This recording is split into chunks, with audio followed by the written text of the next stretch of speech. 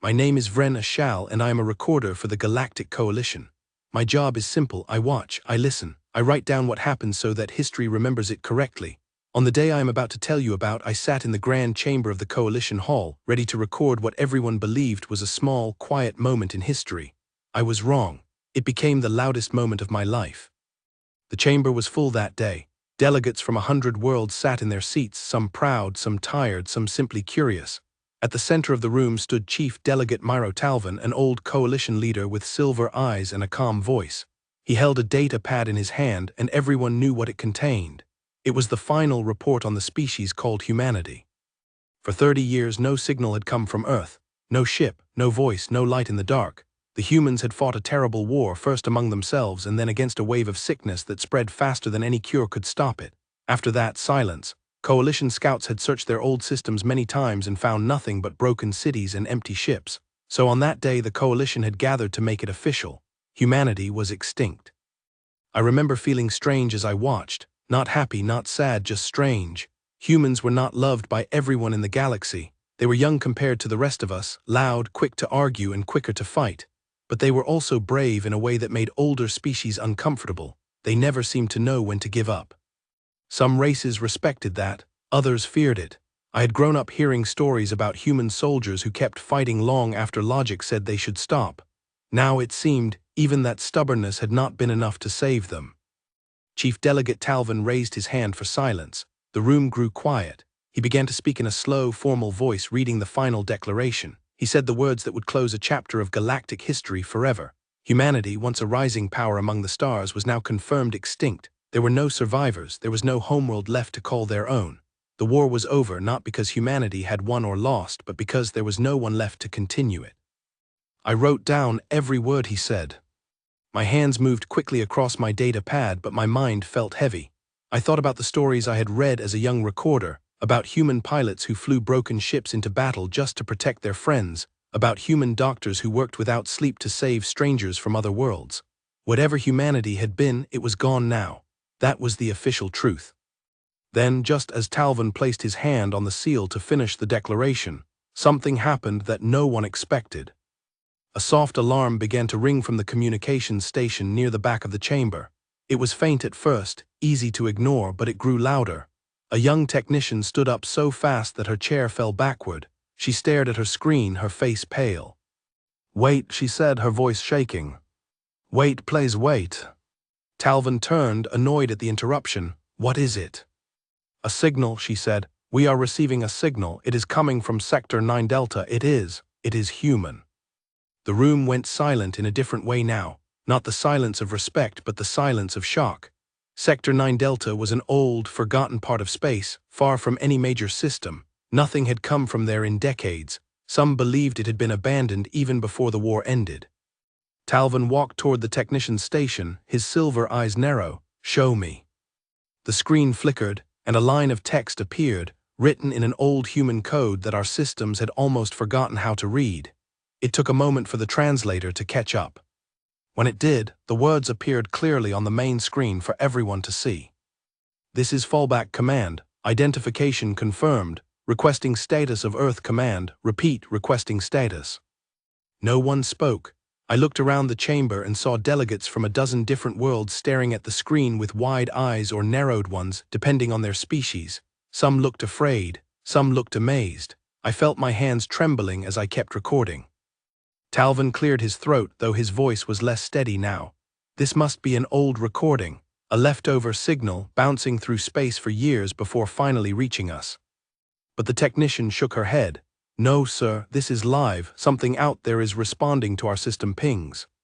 Something is asking questions." The Coalition Council called an emergency session within the hour. I was assigned, along with a small group of officers and scientists, to travel to Sector 9 Delta and investigate.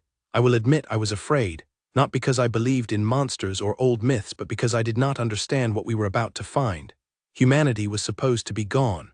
If they were not gone, then everything the Coalition had believed for years was wrong. Our ship entered the sector 3 days later. Sector 9 Delta was a quiet, cold place, filled with dead stars and drifting rocks. It took time to find the source of the signal. When we did, my breath caught in my throat. Before us floated a fleet. Not a small group of ships, but dozens of them, arranged in careful formation, silent and dark like sleeping giants. They were covered in a thin layer of frost, and their hulls showed no lights, no movement. At first I thought we had found nothing but a graveyard. Our scanners told a different story.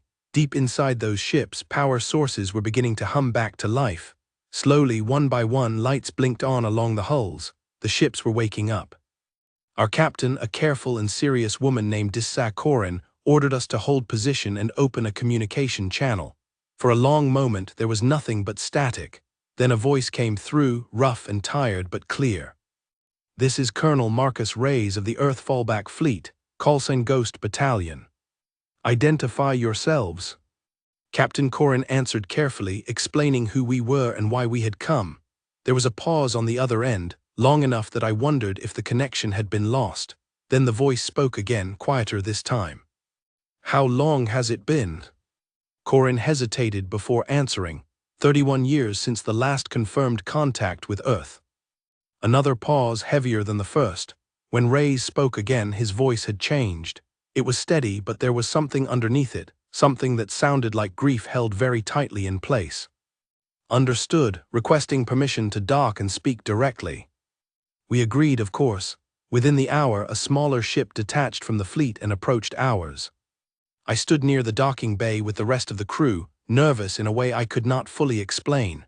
When the doors opened, a man stepped through. He was not what I expected. I had imagined foolishly some fierce warrior covered in armor and weapons. Instead, I saw a tired man with gray hair and lines on his face that told me he had not slept properly in a very long time. His uniform was old but clean, carefully kept. His eyes were sharp, missing nothing, moving across our ship, our crew, and finally landing on me as I stood with my recording pad. "You're the historian," he said. It was not a question. "Recorder," I corrected gently. "I document events for the Coalition archive." He nodded slowly. "Good. Then record this carefully, because I imagine a lot of people are going to want to know exactly what happened here." Captain Corin invited him to a private meeting room, but Reyes shook his head.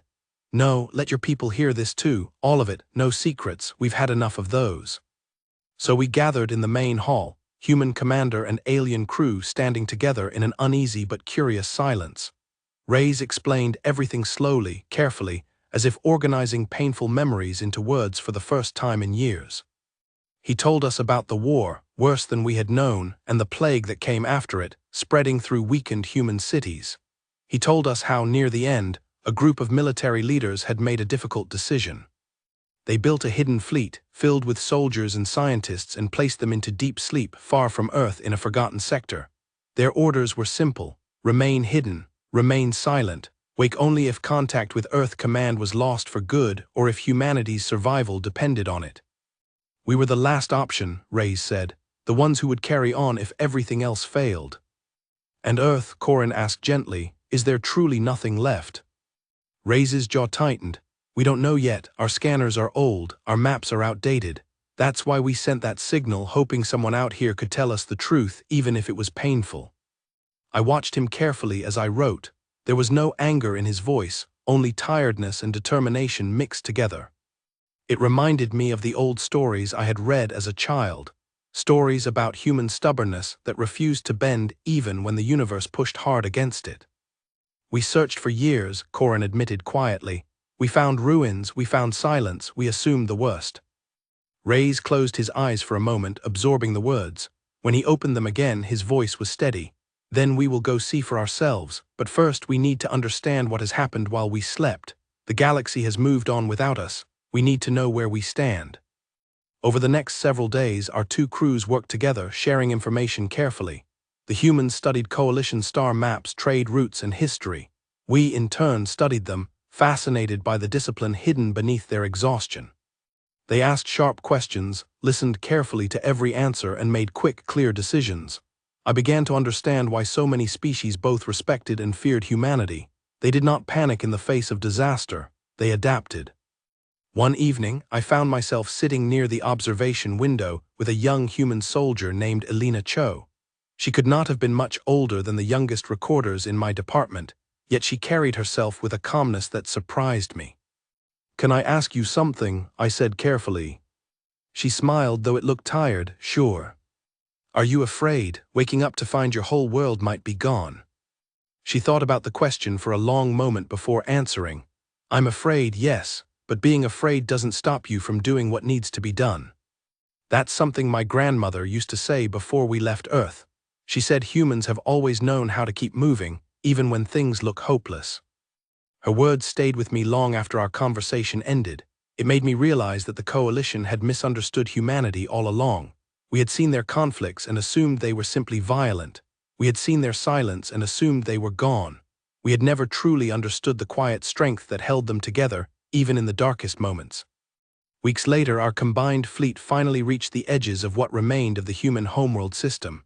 The scans confirmed painful truths. Earth's surface bore deep scars from the war and the plague that followed. Many cities were gone. Yet scattered across the ruins, small signals blinked steadily, faint but real. Survivors, not many but enough. Enough to matter, enough to rebuild. When Colonel Reyes received the news, he did not celebrate loudly. Instead, he stood quietly at the viewport, looking down at the distant blue and green world below. I stood a respectful distance away, recording the moment as history demanded but also simply watching, moved by what I saw. They held on, he said softly, just like we did. Word of the discovery spread quickly through coalition channels.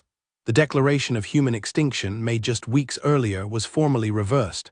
It caused quite a stir among the delegates, some embarrassed by the mistake, others quietly relieved.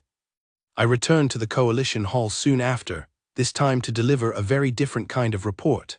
As I stood before the same chamber where humanity had once been declared gone forever, I felt the weight of the moment differently than before.